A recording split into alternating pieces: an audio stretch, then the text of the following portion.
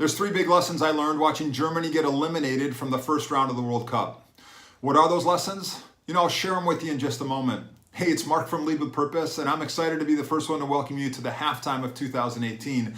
Hope the first 6 months has been really strong for you. Now, before we get to those lessons, I want to share with you a statistic that I'm really proud of. We just looked at the last 2 years of data, and what we're seeing is that Lead with Purpose companies are on average completing 81% of the quarterly goals that they set. Now, this fantastic statistic is really just an affirmation that a one-page success plan is helping keep teams focused, helping them create a culture of accountability, and one that executes with discipline. So keep up that great work. Now, several days ago, the reigning World Cup champion Germany got eliminated in the first round of the World Cup. Now, this was totally unexpected. Joachim Löw is the national team coach, and I think there's three key mistakes that he made.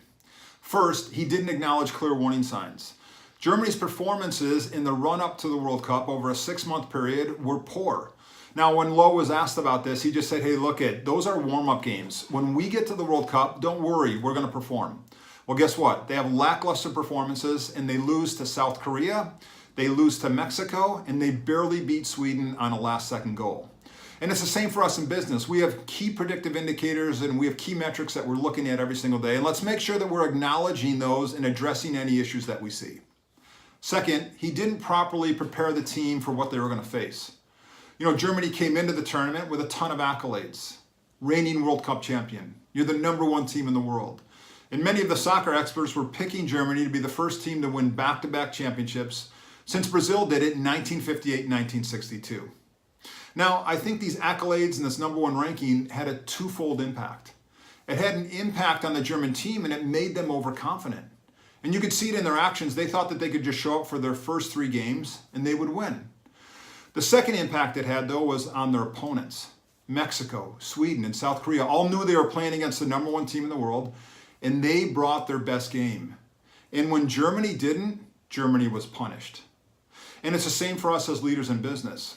We need to make sure that we don't get complacent with the #1 ranking that we currently hold with our customers.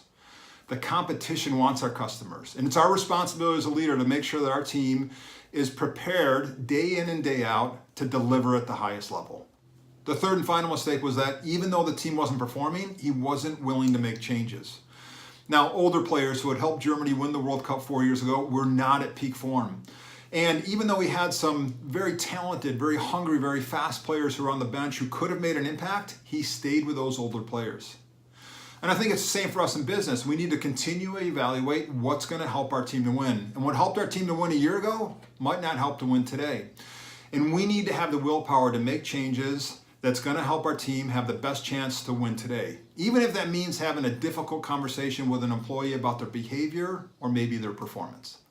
All right, I know I'm doing some Monday morning quarterbacking, but I think these are 3 key lessons. #1 is make sure you're acknowledging the early warning signs. #2 is make sure your team's prepared to bring their best every single day. And #3 is make sure you're willing to make changes and make tough decisions. Now, I know Germany's going home and they're going to lick their wounds for about 48 hours. They're going to work on what they need to, and they're going to come back in 4 years stronger than ever. I can guarantee it. All right, the next 6 months is ahead of you. And make sure that you've done your Q2 to Q3 transition meeting so you can keep your team aligned and laser focused in Q3. All right, Mark Kohler signing off, and I'm encouraging you to go out today and lead with purpose.